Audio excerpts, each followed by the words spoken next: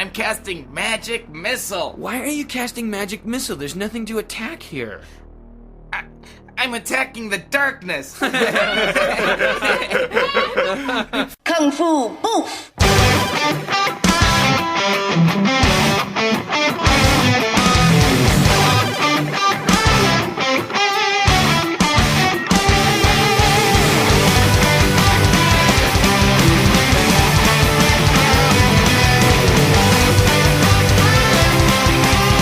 Hello, everyone, and welcome to another episode with the Rollin' 20s. We are a little short this week, but I am Jeremy. Steve. And Jesse. Yeah, we are recording here on Easter Sunday, and V is being a social lady. She sends her apologies. You can follow us on Twitter at rolling_20s. You can also find our regular podcasts, this current one and our previous ones, on missionstartpodcast.com. You can also now find us on Stitcher and on iTunes. We are an actual show, people! Holy crap. Isn't it, though? I can't believe it. I know. You can also reach me if you have any suggestions for topics or any questions at mspfreight@yahoo.com. How's the evening treating you two? Not too bad. Yeah. Got dinner in front of me and just got done watching G.I. Joe.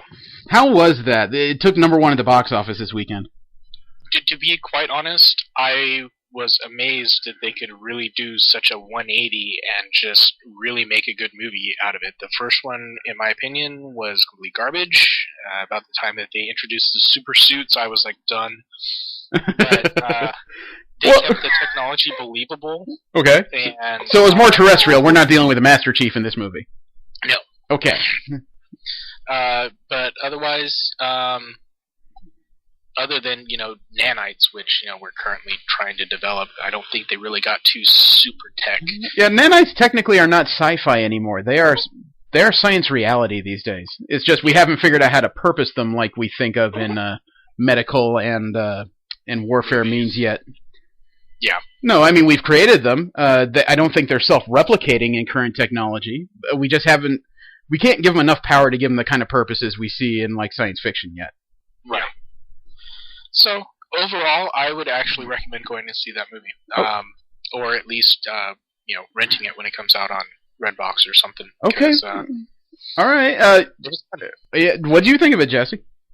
Honestly, Steve nailed every point.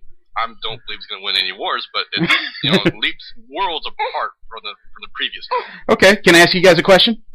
Shoot. Was there a people's eyebrow? Yes.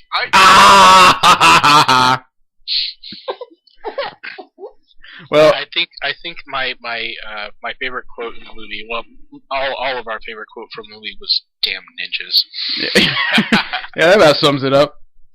I actually did a little bit of movie watching at home this week while the family was out. I watched the new Total Recall film with Colin Farrell and Jessica Biel.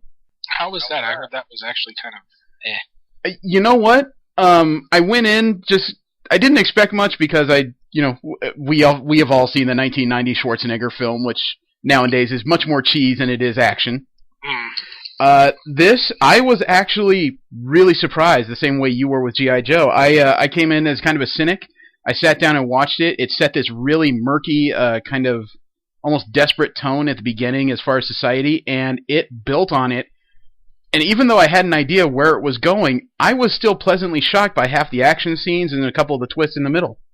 So that is something. Sounds promising. Yeah, if you just go and sit down and say, I'm going to watch a movie, not a remake, you will have a pretty good time, really. It's vastly different from the first film. That's good, because the first film really didn't need a remake. Yeah, and the second movie I watched this week, I can't talk about yet because it was Dredd. I watched the second Judge Dredd movie, so we'll get into that a little bit because, as people will remember, we're going to talk about independent comic book movies because we accidentally glossed over it during our last comic book movie discussion. Before we do that, let's get into a little bit of news here. There's been a couple of weird little items that have come down the pipe. First of all, there was a picture released, a still picture that I'm going to send you guys right now. I managed to get this off Ain't It Cool News. There was a picture of a lady in a Wonder Woman costume, believe it or not. It looks a lot like the current Wonder Woman costume, and it looks legions better than the stuff that I've seen before. Here's the rub. It's from a new Wonder Woman X-rated parody.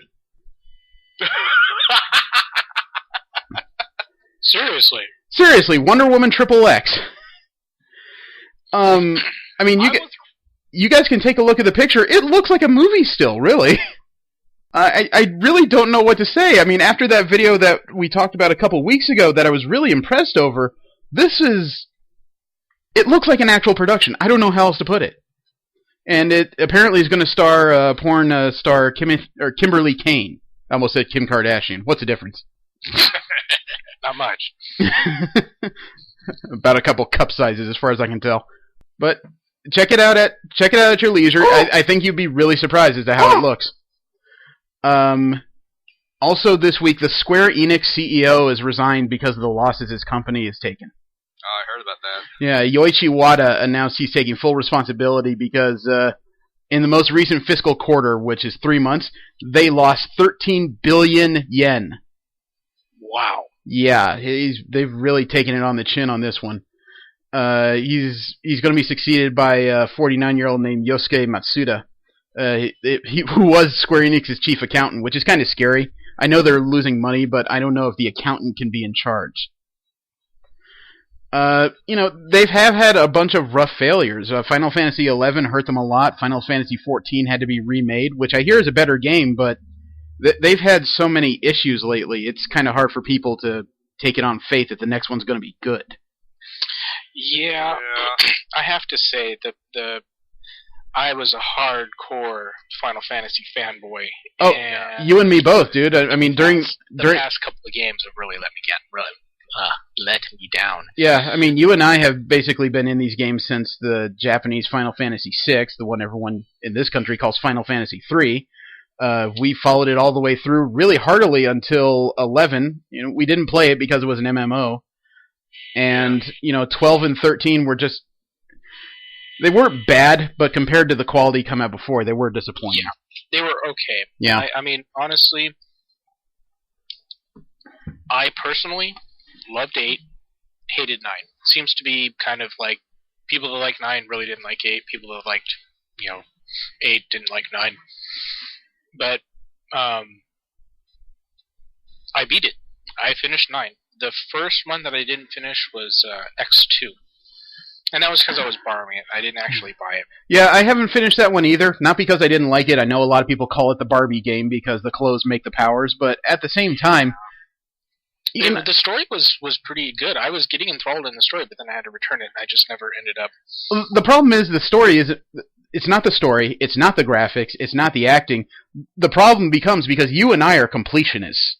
We're not happy unless they get that 100%, and it takes... And you don't even get the good ending if you don't get the 100%. Yeah, I'm sorry, dodging the lightning bolts in the lightning field, oh my god. Yeah, it takes forever to do all that correctly. Do that. I got to 80.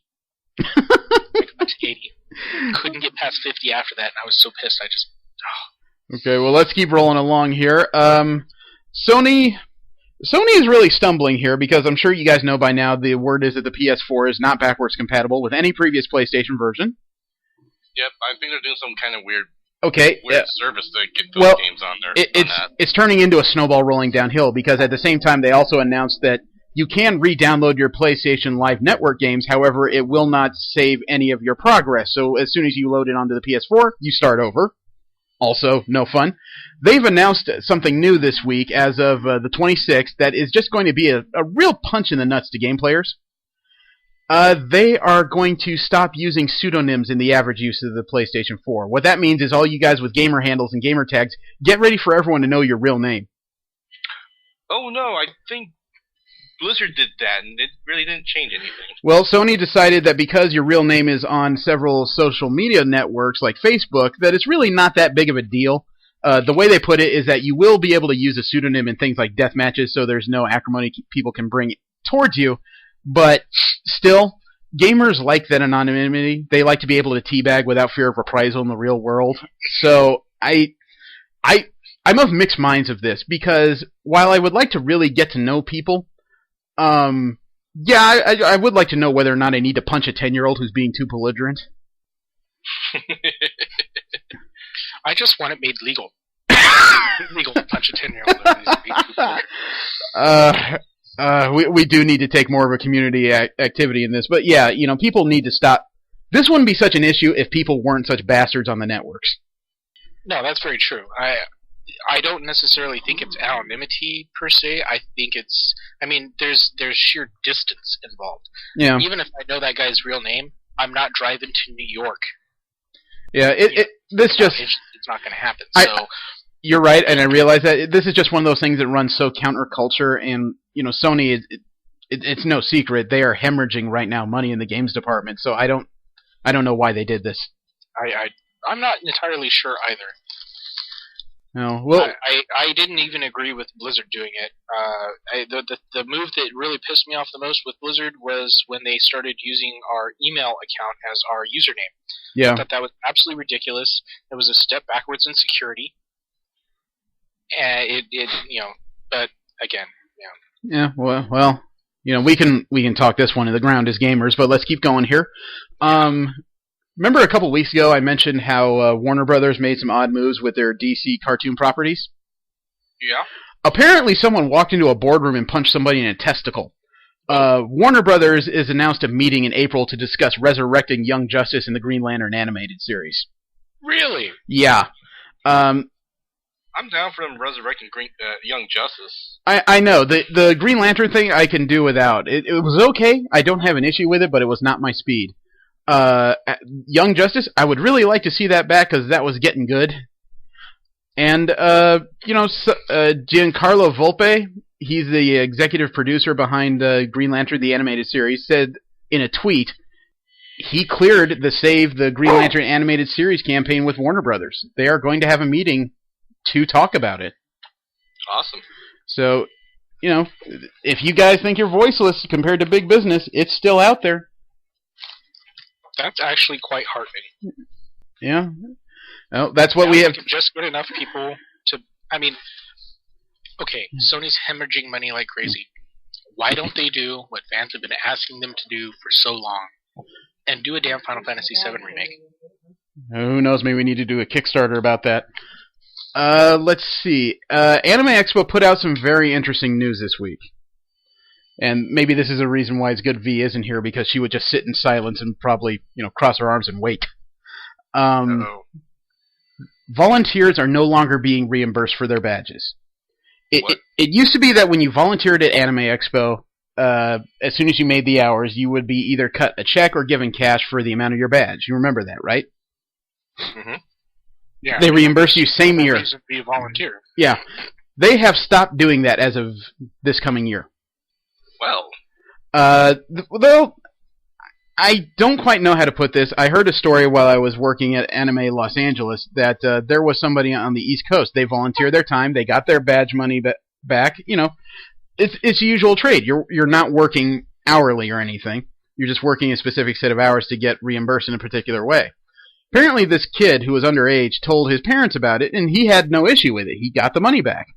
His parents, however, decided to sue the convention under the precept that the convention did not reimburse the child per minimum wage laws. Now, fortunately, the judge said the kid volunteered his time. There's no issue here, and threw out the lawsuit. However, a lot of conventions are stopping the usual policies about reimbursing badges for volunteering simply because they don't need a bunch of frivolous lawsuits and lawyer costs. I think that's where this is coming. I think they're cutting it off before it's an issue. That's sad. It is. Yeah. Especially... Seriously, if this is the reason, then I have to agree with them in that case. I know. I mean, we've talked about it. I don't agree with what a lot of decisions Axe has made, but I think this is a necessary one because people do stupid crap to get money. Always. Yep. So, we'll just have to see where this goes, and hopefully it turns out positive. Here's hoping. Yeah. Yeah. Well, let's bounce on this because we have more movies to discuss. A couple weeks ago, we had a over 2-hour discussion regarding comic book films, and yeah, we found out we left some major gaps in there that should really be discussed. So there will be some discuss about the big two because there's some things we miss. However, most of it's going to be about the comic books that fall outside of Marvel and DC's properties. I'm staring at a timeline right now. I didn't know that there was a 1978 Doctor Strange movie. It was apparently a made-for-TV movie.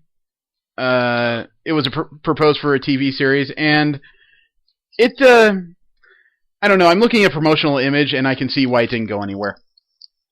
Somebody named Peter Hooton played Doctor Strange. I really don't recognize any name attached to this property at all. You said it was 76? 78. Oh, 78. Oh, so I was 1. Well, that would still be a pretty good reason why I didn't know about it. Yeah, but 1978 technology, could you imagine the weird little star fields and like green rays that would be coming out trying to represent Doctor Strange's magic? Let alone, I realize it was 1970s, and yeah, that big eye of Agamotto would have fit right in with the average bling in the era, but yeah, that would suck. Yeah. You know, that's probably better off left buried. Let me see. 1980, there was something called Hero at Large I'm not very familiar with. But that 1981, there was a superhero film that came out. I don't think it had any comic book associated with it. But I watched it a lot as a kid. Have you guys ever seen Condor Man? It's a Disney film. Oh, yes. I'm trying to decide how to put it. Think of it as James Bond with a lame theme. Wouldn't that be fair? Mm-hmm. Complete with a yellow car that had all these gadgets, limited flight, and towards the end I remember he put on this gaudy red and yellow suit and actually flew with it. Don't forget the theme song. Yeah, maybe I'll find an MP3 because people do. They'll probably hate me. They'll gouge out their ears and everything. But it's cheeseball.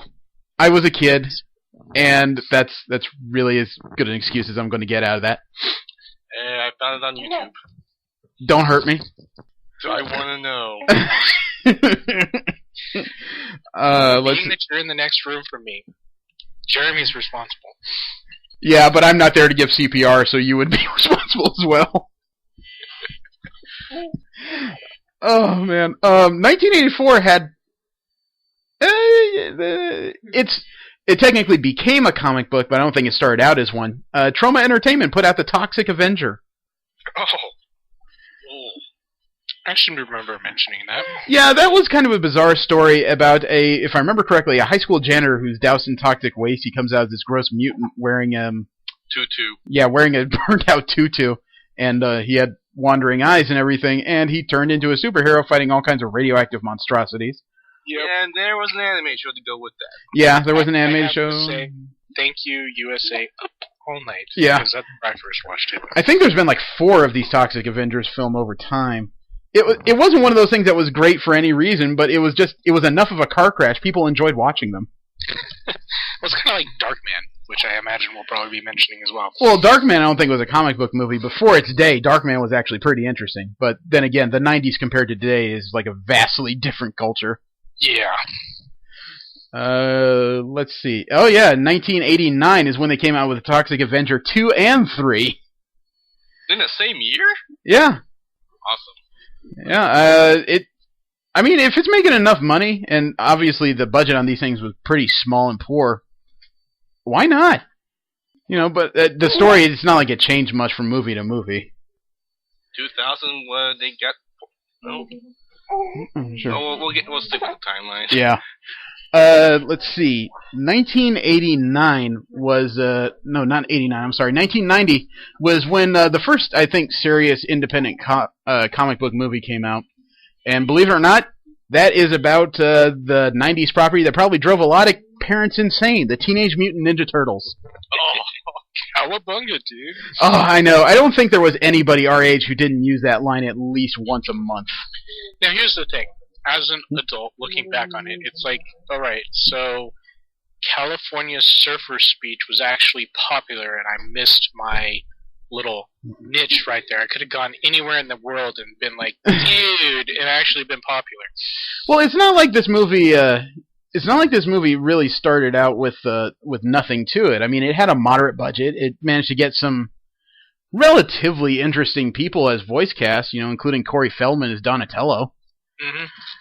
And it's one of those things where it's another movie that's kind of like X-Men. It doesn't hold up well today compared to the year it came out.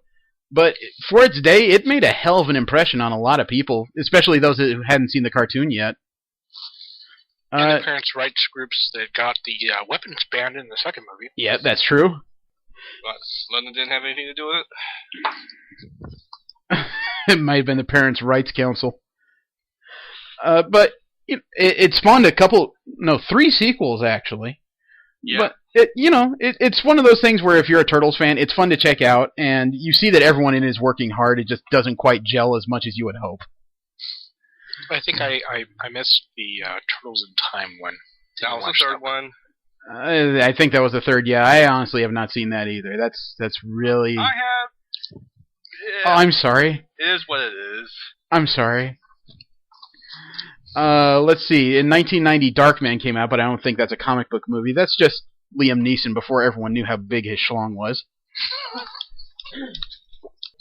He did have to do some weird overacting in that one, but we'll leave that be because I'm sure half the people who listen to this know about it, and the other half just have no idea what the hell that means.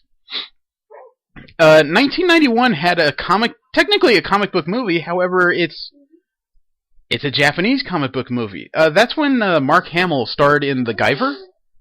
Oh, yes. Now that was some cheese, but that was damn good cheese. Yeah, that's the Limburger of independent comic book movies, because even though there was a lot in it that you shouldn't like, the overall package came across pretty well. Before anyone steps on my toes, no, Mark Hamill did not star as the Guyver. He starred as a detective who's following around the Cronus corporations and his weird dealings, and happens to run into a guy named Jack Armstrong who played the Guyver. But as you can imagine, there are some cultural differences, because obviously you're not going to have an American hero named Shoe running around. They called him Sean Barker, which sounds like a circus sideshow manager. Oddly enough, though, they did have a Mitski as the female lead, but it's literally spelled M-I-T or M-I-Z-K-Y.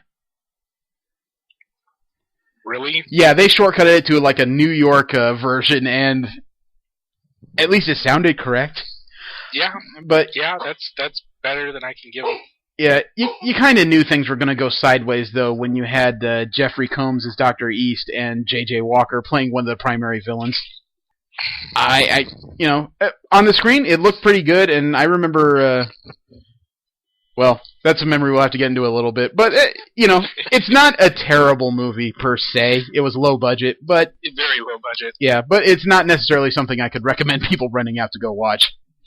Let me see. Also in 91 was the second Teenage Mutant Ninja Turtles film, The Secret of the Ooze. I remember liking that one a lot. Yeah. Let's see, 91. The Vanilla Ice cameo was... Back in 91, Vanilla Ice was still, he was still loved by people. Oh, yeah. That was before he turned into an aggregate douchebag and people just started flipping on him en masse because they suddenly figure out, hey, you're not black! Good on you. But it had a higher budget than the first one, but it didn't make near as much money, probably because they actually started using, mutated animals as villains. That's where a lot of people kind of check out. And the worst part is that was a pretty integral part of the story of the Turtles' mythology. Yeah, quite, I always thought Toka and Razor were kind of, cute, but whatever.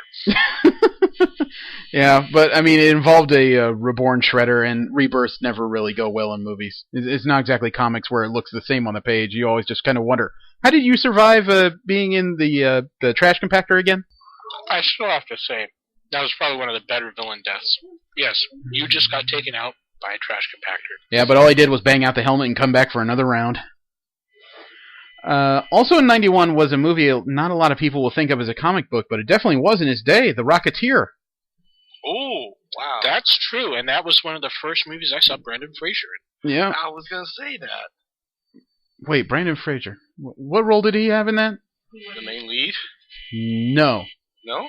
No, Billy Campbell was Cliff Secord, the Rocketeer. Oh, really? Yeah. Alan Arkin played his friend Peavy. Timothy Dalton was the villain in that one. Yeah. Yeah. It had Jennifer Connelly in it. Sorry. I've had a crush on her since The Labyrinth. You know what? She's probably like in her mid-40s to 50s right now. Still damn hot. Oh, yeah. Still hot. They even gave her bigger eyebrows for the Hulk. Still hot. But, this movie actually, this is a fun thing you can sit down and watch with kids. Because it's not very violent. It involves old villains in the form of Nazis. And it is one guy who literally, he's got a classic comic book origin. He lucked across a piece of machinery that was left behind in his hangar, figured out how to work it, and, he kind of, I don't think he was intending to become a superhero, but he had to improvise, and he became one by accident. Next Indiana Jones movie is a crossover with him. That would work. Wow, that would be interesting. But he had classic nobility to it. This is actually, it's something you can sit down and watch with kids. Yeah, definitely. So that one I think we can actually recommend is go out and check it out. It may be from 1991 and the special effects may be a little dated, but the heart of it is still there.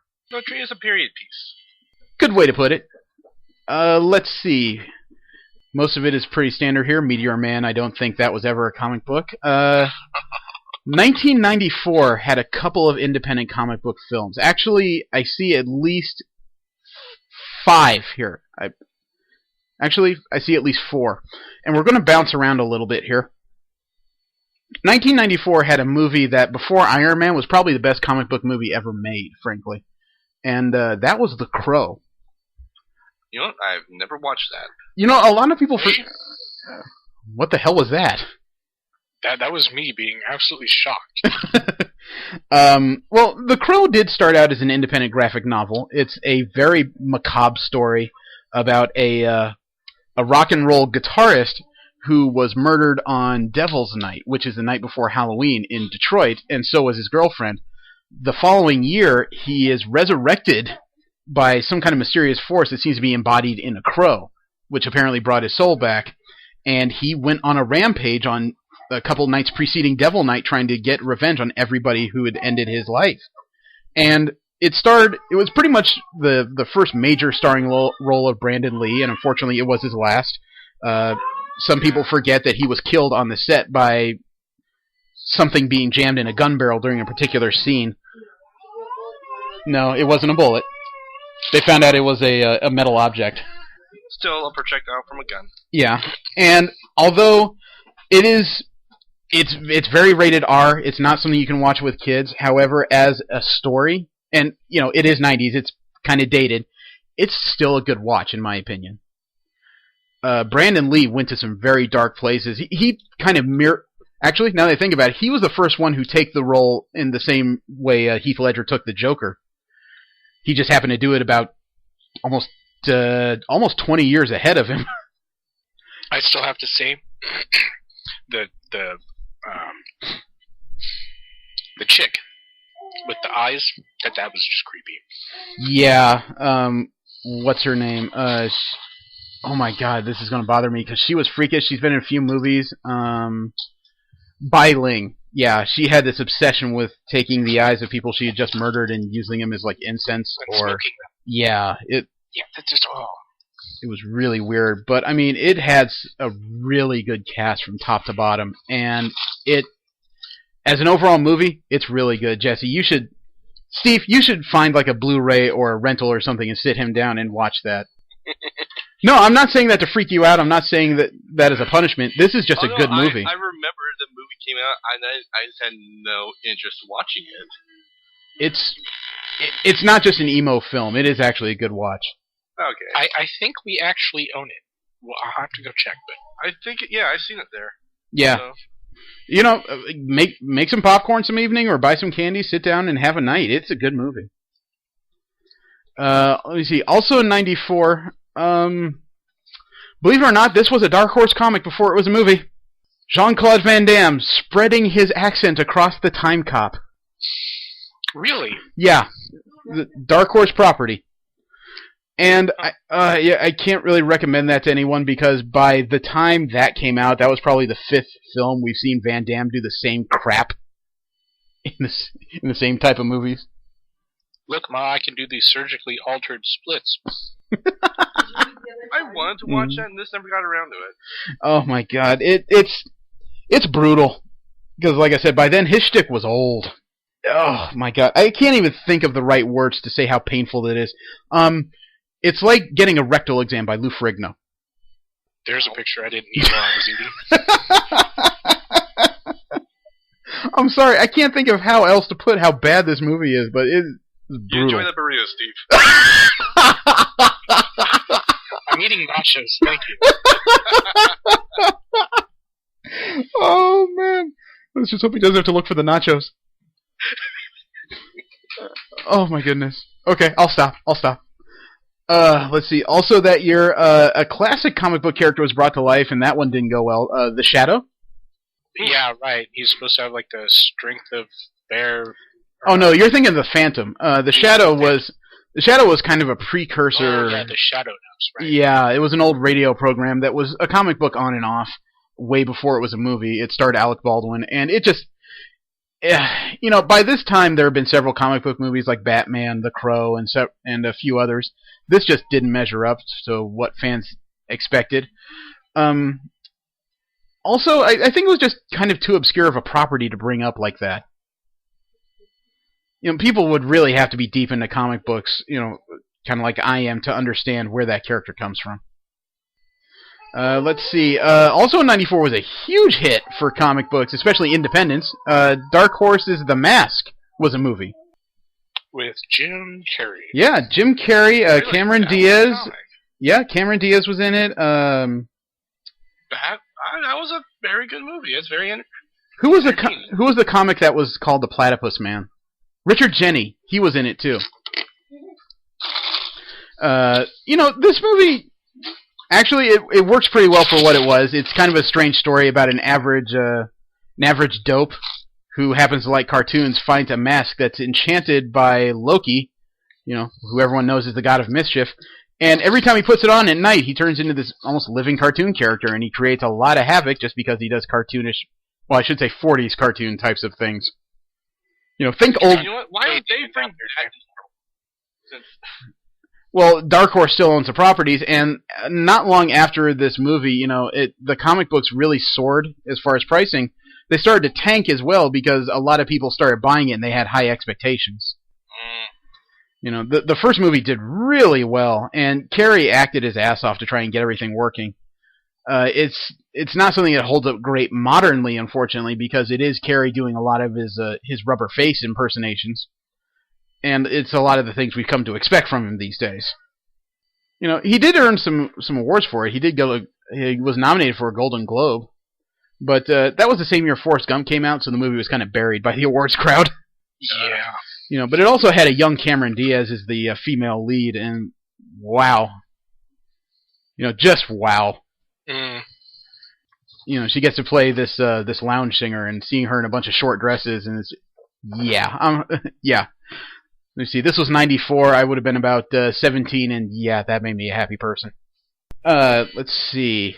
Also in '94 was another Japanese comic book movie that was brought out in the U.S., and that was Guyver 2, Dark Hero.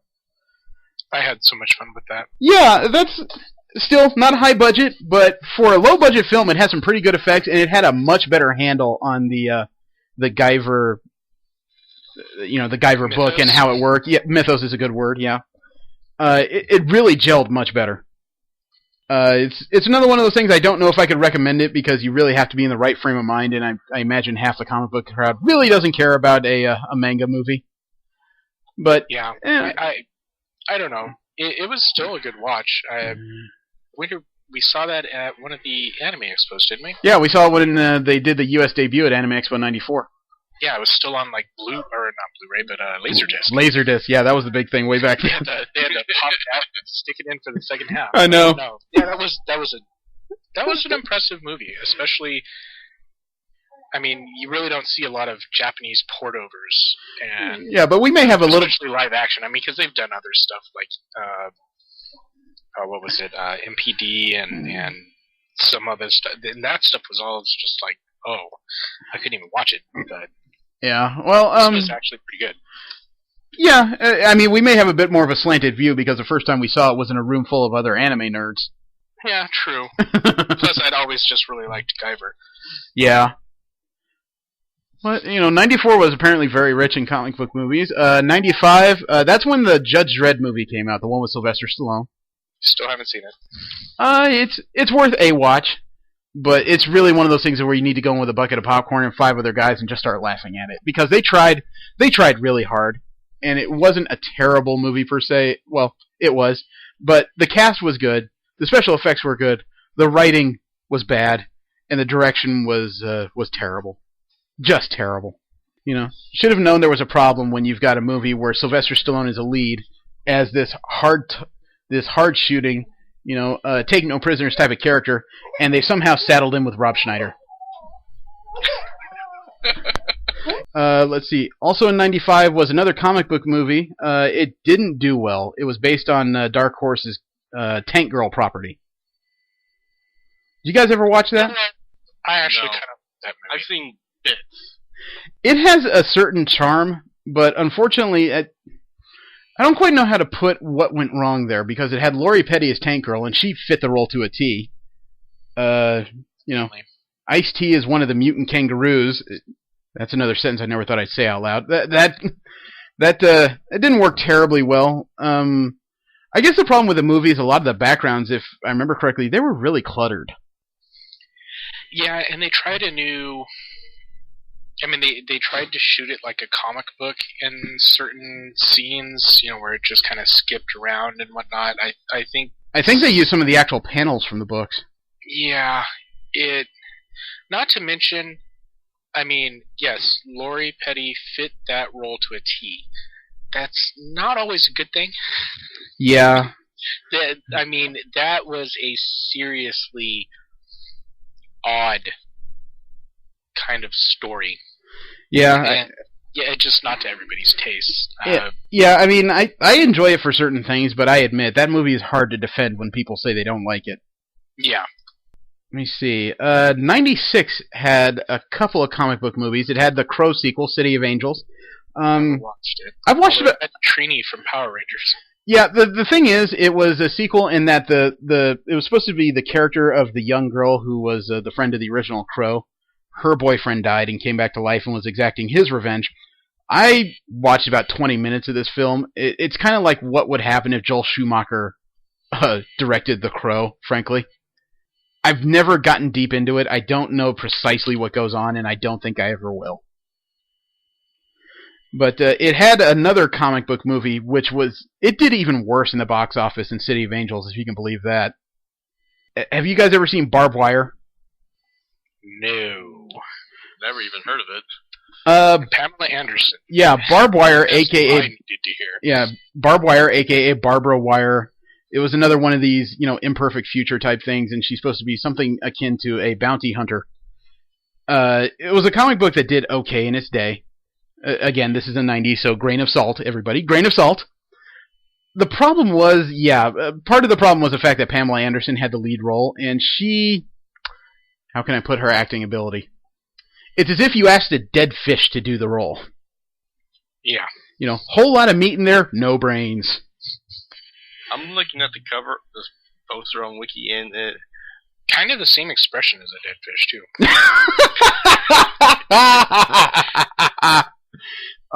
But, the director was definitely one of those guys who said, ooh, I've got Pamela Anderson. I have to figure out how to make her bend in every way possible so everyone can see this. This will make money. He couldn't have been much more wrong. For a movie that probably cost about, I'd say, $15 million to make, it made $3 million. So even the comic book fans who wanted to see this movie just said, no, sir. And also in the same year was the movie you alluded to earlier, Steve, was The Phantom. He's harder to explain. That's a 1920s comic book hero of a guy who's kind of like the Batman of the jungle, I guess. Yeah, that actually kind of works. Yeah, his family was very big in the jungle, and his dad was killed, and when he grew up, he took over his dad's sigil, and he put on a purple unitard and a black domino mask, and he started fighting people who came in to do wrong. It's a really simple premise. The movie suffered from a lot of overacting. If you guys were to watch, if you guys were to look up overacting, I think Treat Williams, who played the villain in this, he should be brought up on charges for as much as he had to overdo it for that. Who was the actor that played the Phantom? Billy Zane. That's what okay, yes. Yeah, as the Phantom, he didn't do that bad, but the plot they put together for this was really rough. I mean, it was pretty much a 70s movie in a 90s gloss. In 1997, there's only one movie we really didn't touch on very much, and that was Spawn. Oh yeah. Yeah, that was a comic book movie. Spawn was huge in the 90s and the early 2000s. It had at least one or two animated series. It had multiple comic books running for a while, based on not just the main character, but a couple of his different iterations, like Medieval Spawn. Really, if you were a comic book fan in the late 90s, you could not escape Spawn. No, yeah, he was kind of an iconic character. Yeah, we discussed it a little bit before when we talked about Image. He was a soldier, a mercenary who went to hell, was sent back by the devil in exchange for leading his armies, and he was given a finite amount of power. As soon as the power ran out, he was going back to hell to lead the armies immediately, or, of course, if he was destroyed. And this starred Michael Jai White, who I think, had a better run recently as Black Dynamite. It had Martin... That was just an awesome movie. Black Dynamite or Spawn? Both in their own way. Yeah, Spawn is another movie that doesn't play well today, but if you're a fan of the character, it's worth a look. Martin Sheen played the main villain, Jason Wynn. Let's see, John Leguizamo is the Violator. That was the only part that was kind of rough, and it wasn't quite Leguizamo's fault, because he really did play the role well. But where it fell apart was when he had to play the clown. Yeah. Because that skinny Mexican boy is not fat. Yeah, I mean, they didn't just put him in a fat suit. They had him squat in a fat suit. Oh, that's not comfortable at all. Yeah, when he walks, you can really see him shifting from left to right, trying to get his feet to move without ripping this thing in half. Honestly, though, I mean, the thing that they really did well in that movie, which was kind of groundbreaking at the time, was the chains and the cape. Yeah, they did do the animated stuff where they should have mostly, although it did have a couple of weird moments where things did not go well. The director had Martin Sheen. Martin Sheen is a great, subtle, damn near legendary actor, and he did turn up the ham on this one. That had to be the director, because I know he is better than what they made him do. And there was a couple things that was kind of hard to swallow. Like, remember when he had the cape protect him on that motorcycle, and he turned into this weird armored rolling thing? Yeah, with like a kind of a drill on the front or Yeah, whatever. It was some kind of... It was a wedge. It was... Yeah, maybe that's what it was. A wedge or a cowpush would be a better way to put it. But yeah, having him turned into this carapace on a motorcycle, really, it sucked you out of the movie for a couple minutes there. I mean, the really unfortunate thing was that they had that cameo by that tall, red-headed model with the Angela earrings. They really teased that she was in the movie, and they did nothing with it. That was so disappointing. No, who knows? Maybe now that Marvel owns some of the rights to the character, she'll show up in Guardians of the Galaxy movie or something. That would be interesting. Wouldn't that be a poke in the eye to Todd McFarlane? Yeah. Let's see. That was about the only major comic book movie. That was also the year Steel came out. Steve, if you start in on me again, I swear to God I will drive down there and punch you. So let's leave that one buried, sir. I'll be good. Thank you. Let's see. 1999 had a comic book movie that a lot of people derided, and I enjoyed it. I thoroughly enjoyed it, and if you want to debate it with me, I will talk with you about it. Mystery Men with Ben Stiller. That was such an awesome movie. That was alright. I loved that movie. I think that movie was hilarious. I think where the problem comes in is that movie and the comic book it was based off of, they weren't necessarily super classic superhero books so much as they were kind of nods to the fans of superhero comics. Yeah. There was a lot of what you would consider to be comic book stereotypes that were just made fun of in the comic and in the movie. I loved the fact that the main hero was kind of like... Do you mean Mr. Furious? As he was in it for the money. Oh, you mean, what's his name playing Captain Amazing? Yes. Greg Kinnear. Yeah, he was really funny when he first showed up with all those sponsorships all over. He looked like a NASCAR. Or at least a NASCAR driver. No, he looked like the actual car. Those patches were stitched right onto his super suit. Oh, it was... But that movie was just unique for so many things, and I enjoyed the movie. Yeah, and the actors... I think the actors really were really well picked for the role. I mean, I know Ben Stiller wanted to be Mr. Furious, This guy who pretended to have the superpower that when he turned furious, he had super strength, and even he knew he was a phony. He was that right mix of manic to just make you sell how much this character was so flawed. Yeah. And honestly, Janine Garofalo as the bowler. Oh, I know, she was a treasure. Not to mention my favorite stand-up comedian. Oh, I didn't know that. Yeah, I thought Eddie Izzard played the... Oh, I'm sorry. I thought you were talking about Janine Garofalo still. No, actually, she's amusing, but no, she's not my favorite. Well, I mean, William H. Macy as the shoveler, he brought out some life in that character that I never thought about before. And I think the most overdone but still amusing had to be the guy that played the Blue Raja. Oh, Hank Azaria, he was fun too. Yeah, Such a good job in that big accent. Yeah, if you guys are Simpson fans, you know who Hank Azaria is as soon as you hear him speak. Let me see. Not only that, but Pee Wee Herman himself, Paul Rubens, is a character called the Spleen. Yep. Yeah. You know, for you guys who were just asking what the hell is that about, he was a guy who claimed to have did a silent but deadly fart while he's passing a gypsy, and blamed it on the gypsy, who cursed him forever with this hyper-powered spleen, which means that his farts are capable of stunning or possibly killing someone. Yeah, literally a human skunk. He just gasses everybody. Yeah. Also, Jeffrey Rush, I know he's a big character actor. He doesn't get his due. He's never won an Oscar. The villain he played, Casanova Frankenstein. That was really well done. Yeah, I know a lot of people didn't like it. He played this weird Eurotrash kind of Eurotrash version of Lex Luthor, basically. And he he did do a lot of ham and cheese in that one, but it was the kind of thing you needed when you're poking fun at comic book stereotypes. The fingernails as weapons. I know. And Wes Studi is the Sphinx. When he showed up talking in riddles. Yes. Well, no, not riddles. He talked in, like, fortune cookie, roundabout, circular logic, yeah.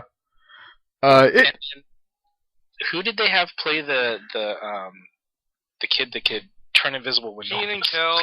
Oh, Kel Mitchell. Yeah, he was one half of a Nickelodeon comedy duo. It must suck to have a power that only works when nobody's staring at you. Not to mention you lose your clothes, apparently. I know. I can only turn invisible when no one's looking at me. Performance issues much. Man, if anybody out there is a serious comic book fan, get some friends together. If you haven't seen this movie, watch this one, because all of you will be laughing at different stuff. Yes. It has a little bit of something for all sorts of comic book fans. Let me see. There was another comic book movie that came out the same year in '99 that I'm not familiar with. It was called Virus. Starred Jamie Lee Curtis, one of the Baldwins. Virus. Yeah, it was a Dark Horse property. I'm not quite sure what it's about. It doesn't look like a standard comic book film, and apparently it's about some kind of mystery virus that stuck a Russian space station, and, of course, havoc ensues. Yeah, never heard of it. It's never really my deal either. Let's see, in 2003, in 2000, there was another Crow sequel, The Crow Salvation. Like I said, I've never went past City of Angels, and I'm sure you guys didn't either. No. Also in 2000 was the fourth Toxic Avenger movie, called Citizen Toxie. Man, that's about the point where you gotta stop doing this crap. I'm assuming that they did, and I had no idea that one was made in 2000. Yeah. Let's see. There's a couple comic book associated movies, but not really comic book films. 2000 and... Let me see. 2003 had two comic book movies in it. One was Time Cop 2, The Berlin Decision. It was the direct-to-video sequel to the original Time Cop, and it didn't even have Van Damme. It had Jason Scott Lee, Brandon Lee's younger brother. And I haven't seen it. I'm not saying anything bad about the actors because, Jean-Claude Van Damme, you can only take so much of that before you don't want to spend any money just to entice people not to do this again. But in 2003 was a comic book movie. It was another one I enjoyed and a lot of people didn't. And that was The League of Extraordinary Gentlemen. Again, I thought that was a good movie. Yeah, for the people who haven't watched it, it is a really unique idea because someone wrote a comic book based on, what would you say, literary figures through history? Yeah. And put them on a team at the turn of the century. And it's it's a really unique story. If you're at all familiar with classic books, this is a really good movie to watch. I think the only person they were really missing was like Sherlock Holmes. Well, they sort of had that represented when the main villain turned out to be Professor Moriarty. Well, and that's why I say that they were missing him. Yeah, but it had a lot of very recognizable characters. You know, Tom Sawyer, Alan Quatermain, the Bride of Dracula. The only one I wasn't immediately familiar with, and I had to look up, was Dorian Gray. Yeah, I wasn't familiar with that one either until they brought out the painting, and I was like, yeah, I kind of remember that, but yeah, it it's wasn't a character I was really familiar with. It's one of those fringe things that they don't really explain to you in school, and I don't know why. You would think that's the type of story that school kids would be eager to read. Which is probably why they don't tell you. But it did have a lot of big names. Alan Quatermain was played by Sean Connery. This was one of his last major movies, really, before he retired. Peta Wilson played Mina Harker. Stuart Townsend was Dorian Gray. Shane West was Tom Sawyer. He's done some stuff in between. Tony Curran was the new Invisible Man, Rodney Skinner, in this one. He's one of those guys that makes it through a bunch of different genre movies. I think he was in The 13th Warrior. I know for sure he was in the second Underworld film. You know, he's one of those guys that gets around. He's more of a character actor, but I've always found him entertaining. He played a very amusing character. Yeah. Yep. Although he kind of had to be amusing considering he was invisible, but it's not like superhero films. His clothes were not. So every time he got invisible, there's a naked man running around. You know, I still think it'll be... I believe it'll be a good movie to watch if they actually cast a Sean Connery as a villain for a James Bond film. Oh, he's sworn he's never going to do movies again, so I wouldn't count on it. And I think he's one of those guys, when he says it, he means it. You know, the hidden gem in there was, for me, the Dr. Jekyll, Mr. Hyde. Mm-hmm. That's not one of those characters I would expect to work well in a movie, but man, that really worked well. And it was one of those things where it was kind of like the Avengers. Whoever wrote it found a little bit of time and things for everybody to do and gave him pretty much equal time. Mm-hmm. So, if you're a fan of comic book movies, and this one's a little obscure by comparison, this is a good one to check out. Oh, and let's not forget Nemo, because, you know... Oh, yeah, Nasruddin Shah. He actually had a really nice sword fighting scene towards the end there. Yeah, fortunately, he wasn't just boat driver. Exactly. 2004 was actually kind of a good year for comic book movies, at least as far as money. Not all of them were successful. We can start with Alien vs. Predator. A lot of people will say, you know, aliens or predators are not comic book things. That is true. But because of Predator 2, a lot of people will remember that there was a scene in that movie where there was a trophy case and there was an alien skull on it. That started a lot of speculation among fan circles, and before it was a movie, Dark Horse put out a comic book about it. Mm-hmm. Graphic novel. Yeah, so this no, it was a miniseries. It's still one of the most expensive miniseries, like, in the modern era, as far as back issues go. So this is technically a comic book film. Unfortunately, this movie sucked balls. Yeah. Yeah, and it's not because it didn't really have anything to do with the comic books per se. It was really just one of those things where they had half an idea and they just kind of threw crap together and said, well, this person's probably going to die here. This person's probably going to die here. This predator's probably going to die here. They took a futuristic monster movie and made it into like a current day monster movie. It's like more like a modern day horror. The only way they could have made it more like a horror movie or something like that is if somebody had premarital sex off over there and then he's the one that could, you know, it was asinine. Yeah, Jesse, it sounds like you haven't seen it. The best way I could put it is it's... No, I've seen it. I've seen it in its entirety. Well, the best way I could put it, it's the way it was written, it was almost like someone started a bad role-playing group, a bunch of people who'd never rolled dice before, put them in, gave them character sheets and said, okay, you're suddenly stuck in a Mayan temple. What do you do? A Mayan temple in Antarctica. Yeah. Yeah, there was a lot of things not to like here. My whole problem was that they didn't set it in the correct Okay. time period. Because AVP is AVP, but the humans weren't some little squishy guys. They at least had the Marines. Now, Marines are always squishy, but at the same time, it was like, yeah, okay, we threw a bunch of humans who had no possible chance to fight. Yeah. And it was supposed to be the aliens and the predators. Yeah, but we did end up following the humans most of the time. Yeah. To make it relatable, I suppose. I didn't go there to watch a bunch of humans die. I went there to watch, aliens and predators fight. Well, you did watch a bunch of people die, except they were all the George Washingtons you paid to get in to see it. Yeah. Let's see. Also in the same year was the first Hellboy film. That's a Dark Horse book. Yes. Yeah. Um, And I liked it. it didn't do terribly well for me. The first one didn't anyway. And Yeah. The second one was a huge improvement, but Yeah. the first one was the good. the problem I had with the first one was it was a really good movie during the first hour or so, but during the last section where they're hunting down the main villain Rasputin, it starts to take this Cthulian turn or Lovecraftian, I guess would be the right word. Yeah, although I just kind of took it in stride because You know what? I didn't really know a lot about the characters, so I was just like, yeah, whatever. Squids in space. Okay. Yeah. Something about Hellboy.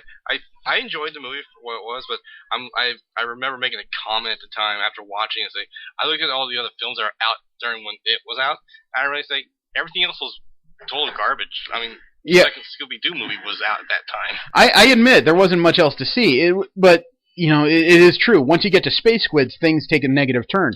And to all of you telling me, the end of the Watchmen had a Space Squid, fuck you. Okay, there is no way to make a Space Squid look good on the screen. If there was, Howard the Duck would have been a much better movie domestically. Okay. Yeah.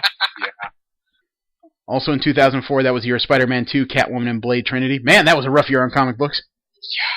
Yeah. 2005 had a big comic book movie. It did well. I have not been able to sit through it all, and that's Sin City. No. Yeah, that wasn't really my thing. I watched it. I enjoyed it for what it was worth. I'm not knocking anybody who liked it. I get it, but the Frank Miller way of directing these films just doesn't work for me. Yeah, And the way the whole thing was, a big pulp fiction fan. That's a good way to put it. Yeah. I was like, well, I'm probably not going to enjoy it because that's what it's based on. Yeah. So I just didn't watch it. Yeah. There was also some weird overacting. I don't think Frank Miller is a great director, but somehow they keep... Or, I'm sorry, I don't think it was Frank Miller. I think it was Zack Snyder who did this. And Snyder, to me, is not a terrific director. He falls down a lot. And this just wasn't a great film for me. Actually, it was written... I'm sorry, I owe an apology. Written, produced, and co-directed by Frank Miller. And that's one of those things where, Frank Miller, you are a great comic book writer. Terrific comic book writer. Don't ever touch a movie script again. Let's see. Also in 2005 was Son of the Mask, the sequel to the Mask film. That one didn't even have Jim Carrey. They got Jamie Kennedy, and it tanked. Jim Carrey as an actor is kind of hit or miss for me. Yeah. But he kind of made the Mask movie, so yeah, I didn't even bother. Yeah, I've never seen it myself, but let me put it to you this way. Jamie Kennedy was the Mask. Alan Cumming, the guy who played Nightcrawler, played Loki in this movie. And Bob Hoskins, the guy who played the detective from Who Framed Roger Rabbit, was Odin. Okay. Yeah. Somebody find me this casting director, because I know it's Easter, but I think I found the next person to be crucified. This was just bad work all around, people. And the worst part was I can't blame the cast, because somebody thought it would be a good idea to pay these people to do this. Yeah, I have to admit, if somebody said, hey, we want you to act in this movie and we'll give you ka-ching, I'd be like, okay, it's not going to be good, but whatever, I get paid. Yeah, I'd be about the same way. I'd want the money too, but I think at this point I'd say, just don't put my name on the cast. Just put me as unbilled. Are you sure it's going to be a lot of money? I know it's going to be a lot of money, but I want a lot more money in the future. Thank you. Let's see. That was 2006. No, I'm sorry. That was 2005. Also in 2005 was another direct-to-video Crow movie, Wicked Prayer. Don't know anything about that. There were two really big comic book movies in 2005, and a lot of people don't know it, unfortunately. One was one that didn't do great by critics, and even some comic book fans didn't like it. I adore this film, and that's Constantine.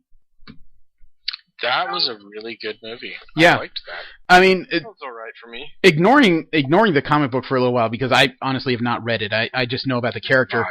This was just, for me, this was a good movie. The plot is not deep, it's not complicated, but the way they presented everything, especially the demonic entities throughout, and the director did a great job of keeping Keanu Reeves in line. Mm-hmm. You know, Reeves can do some bad acting if you let him play around a little bit, and the director held him to the character, made him play it through, and this turned out to be a great movie. You know, I thought he played a very down to earth anti-hero. Well, it wasn't just him though. The whole cast really seemed to work hard on this. Rachel Weisz as the cop. Shia LaBeouf even did a good job, and he didn't overact like he does either. Mm-hmm. And Tilda Swinton, who played Gabriel, who was an androgynous angel in here, she was creepy and interesting. I don't really know how else to put it, except this is the type of movie where everybody does well from top to bottom. Even Peter Stormare is Lucifer, and that guy can overact too. Yeah. He's known as the man of 1,000 accents, because you'll see him play just about anything. If you guys are fans at all of the macabre out there, check this one out. I'm dead serious about that. But at the other end of the year was another comic book movie that did really well, at least as far as fans go, and that's V for Vendetta. Oh yes. That was one of the big two from DC under the Vertigo imprint. So it's kind of like how Kick-Ass is technically Marvel, but not. And I'm not a Natalie Portman fan. I liked her in this movie. I thought that was probably one of the most well-acted movies I mean, obviously I knew Natalie Portman, but most of the other cast, I didn't know them from Adam. And I thought they did a damn good job. Yeah, although the guy who really... There were several people who made this movie what it was. I don't think it was Portman per se, but she didn't hurt it, at least. But there were two guys who really made the movie for me. That was Hugo Weaving as the main character, V. His voice... That's a man that could sell just about anything if he's given the opportunity. And he played the role so rich and cultured and careful. I really liked the way... I liked what he did. I don't know how else to put that. Mm-hmm. But the other guy who really helped was John Hurt, who played the High Chancellor, who's the guy who was in charge of this dystopian London. Right. Who looked oddly like Hitler. Well, that was the intention, you know. But it was kind of an odd statement at the time, because when this came out, the Bush presidency was happening.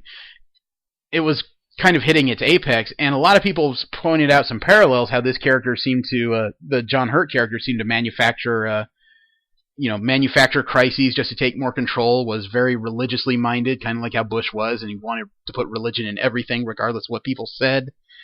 It was just one of those things where some Republicans pointed out, this is a political statement. No, this is a movie. You know, if you choose to see some similarities, then maybe you should look into that. Well, some people forget that movies can take upwards of 2 years to make from beginning to end. Yeah. You know, from writing to casting all the way through to post-production can take upwards of 2 years. So it's not like you're saying, you did this just to mess with us before we leave. No, we did this because we've been working on it for a while, sir. I think didn't it get held back just a little bit because of a bombing incident or something like that? Well, September 11th didn't really help, because the apex of the movie, you're right, involves a massive bombing of the English Parliament. So 2011 as an event did kind of create some hiccups, because they stopped production early on, I think before filming, because it hit a little close to home. Right. Kind of like how the World Trade Center was taken out of the first Spider-Man promos. Right. So it suffered a couple of unfortunate things, but again, this is another movie that only made $132 million. However, if you are a fan of kind of winding storytelling, not action so much as really careful storytelling, this is a movie to watch. Yeah, it has a very strong plot. Yeah. Let's see. Then I don't see any independent comic book films for 2006. 2007 had a couple. It had the second Alien vs. Predator film, Requiem. It was... that was the movie I was thinking of, not the first one. Okay, well, the second one was moderately better than the first, but it still had some writing issues. Yeah. You know, they brought the conflict down to, like, this Oregon small town. And it was supposed to take place essentially right after the first one. Yeah, and you know what? Admittedly, it had some interesting stuff in it. It had some decent characters. However, it had some very bad writing. I mean, I saw somebody in that movie stabbed like 3 times by a predator, and he still had quite a lot to say. I think he actually survived the end of the film. I have to say, I still haven't seen that movie in its entirety. It's worth a watch. I don't think I'd ever put it on my shelf, though. The one that did impress me, just to mention it, was Predators. I have not seen that all the way through. I am curious. But, unfortunately that's not quite in the middle of the discussion. I don't want to sidetrack us too bad.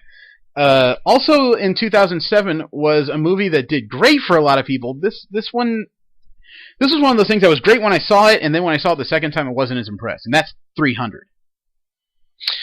Yes. Yeah. I enjoyed it, but yeah, I have to admit I haven't watched it again. It's one of those things where there wasn't much done wrong by the people in it. I do think that Zack Snyder, who was directing it, he had a lot of strange visual concepts. The whole slow down and speed up for the action scenes to make it that much more visceral, that's really interesting the first time through.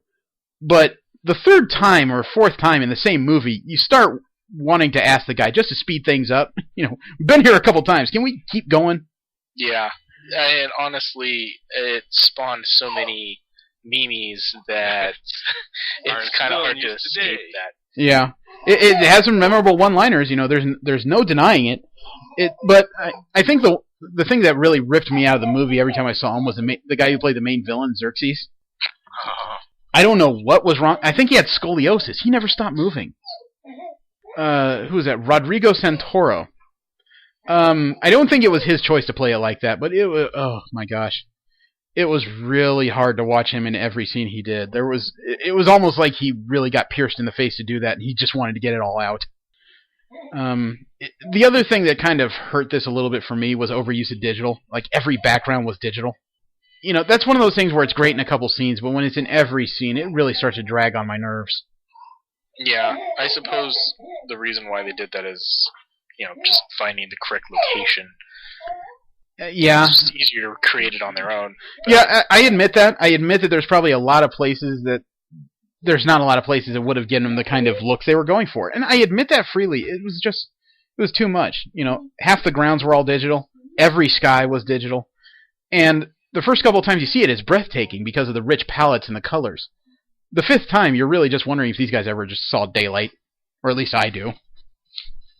Let's see. In 2008, there was a comic book movie I really hated, but it did over 340 million, so obviously I'm in the minority here. Wanted. Was that the one where they could bend bullets? Yes, that's the one where they could change the direction of bullets by kind of throwing their arms in a circle. I don't think I've seen that movie in its entirety. I've seen bits and pieces of it. Steve, have you seen it? I saw the very beginning and the very end of it, and oh my neither gosh, of it made me want to watch the entire thing. Yeah, same here. I have watched this thing all the way through, and I think you guys heard the baby. That was about my reaction to it. It's not. I don't quite know how to put everything in it. It was one of those things where it started out okay. The whole bending bullets by just swinging your arm. It's one of those things that's movie magic. You can kind of forgive it and let it go for a little bit.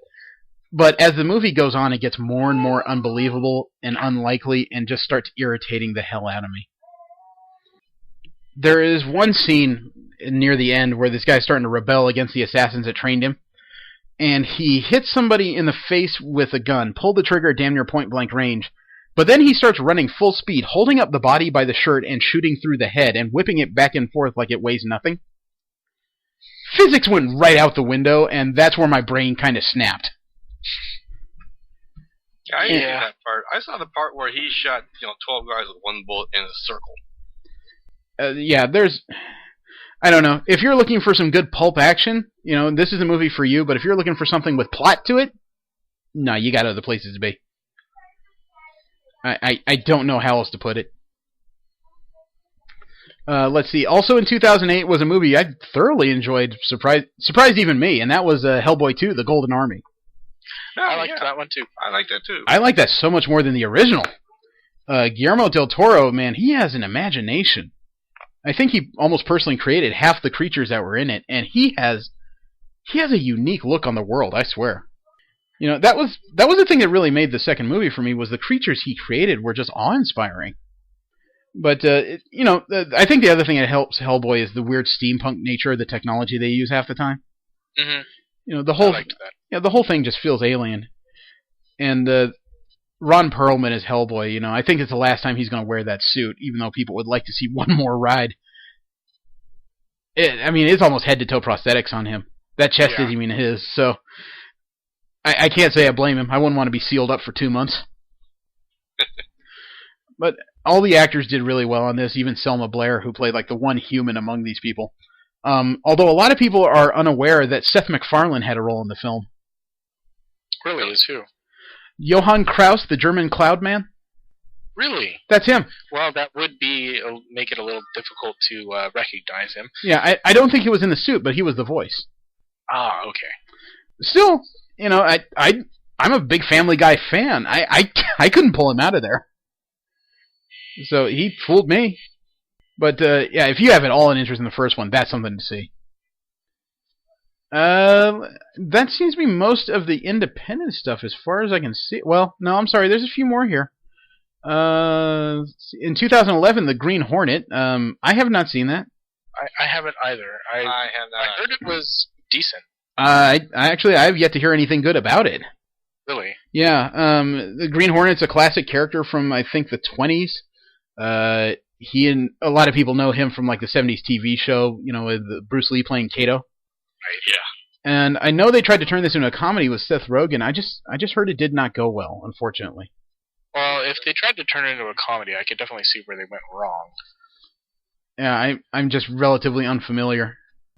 In 2012 was the new Dredd film. It was a reboot of the Judge Dredd film franchise. That's the second movie I saw this week, and it wasn't bad by my estimation. What do you guys think?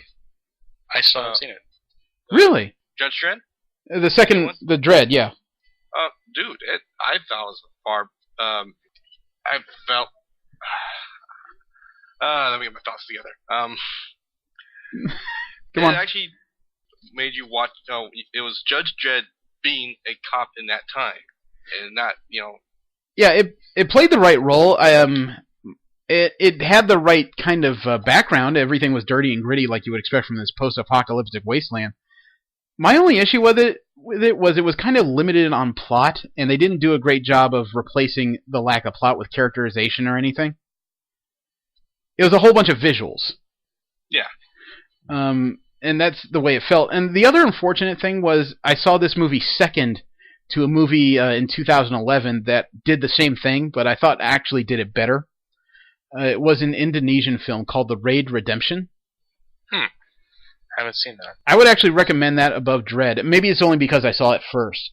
But it's a story about a kind of an Indonesian SWAT team who've been given a mission to go into this apartment building, like this 15-story apartment building, to retrieve a drug dealer. What they don't know is that this particular building is inhabited almost entirely by either people who are looking for low rent or criminals who are looking to get off the grid for a while. So after they get in, they're locked in. This drug dealer uses the PA system and tells them that there's a bunch of cops. Anybody who kills a cop gets like rent-free for the rest of their life. Of course, because these are criminals, they're going to take the shot. And that movie to me was, believe it or not, it was more brutal than Dredd. It had some stuff that went on it that freaked me the heck out.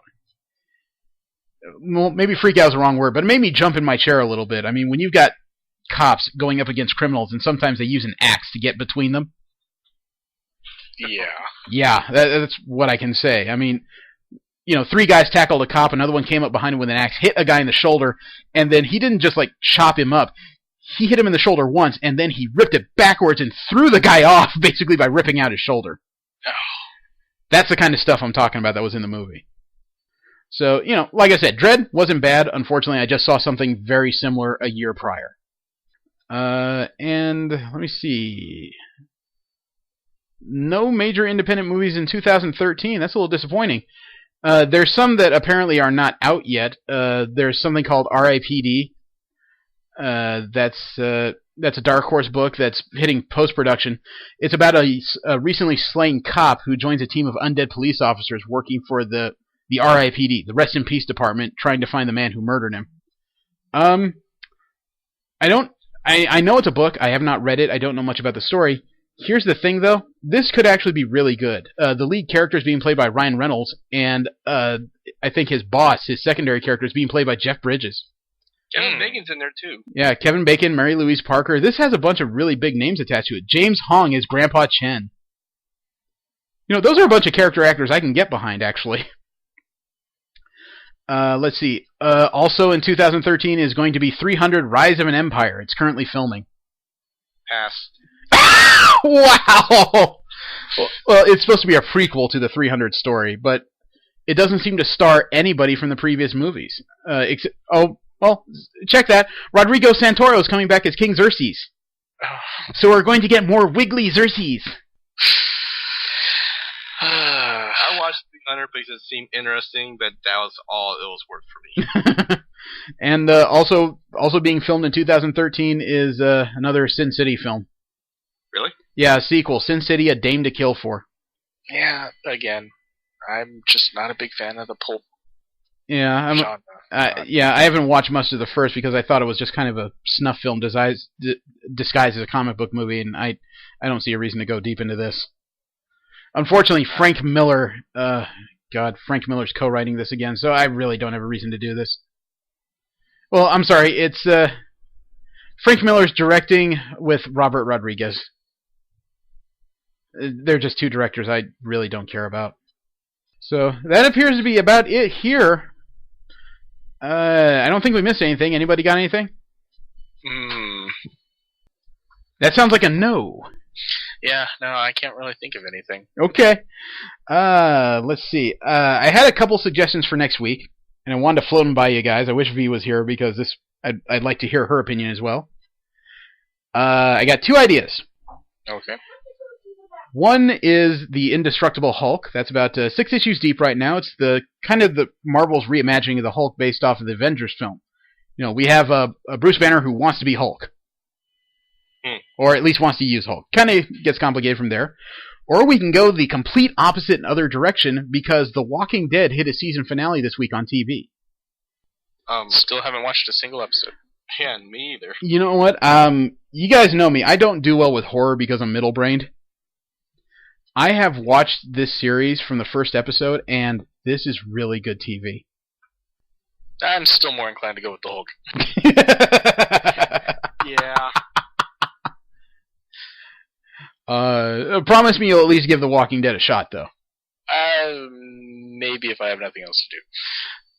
It's better than 90%. I understand that you really enjoy this show. No, it's not just really enjoy it. It's I haven't just been watching TV much at all lately. I know, that's why Netflix is wonderful. But it really is better than like 90% of the programs I find on TV these days. Well, I am hitting a dry spell. The last 2 episodes of DT will be coming out here pretty quick, and that's the only thing I've really been watching lately, so... Yeah, give it off some time. Just download like the first couple episodes and watch it and give me an opinion. Yeah, I could probably just have Kirk give it all to me. I think he's got most of it. Okay, so we'll schedule next week for the Hulk then. Yeah. Alright. Well, I don't think there's anything else to be said. I invite you guys to roll with us next week. We used an opener from Machine Supremacy again. You can find their stuff at machinesupremacy.com. They got most of their albums up there, with the exception of the latest 2 or 3, which you can, of course, download on Amazon.com. We'll use another one of their songs to get out of here. Thank you for coming, and roll with us again next week. I am Jeremy. Steve. And Jesse. Have a great one.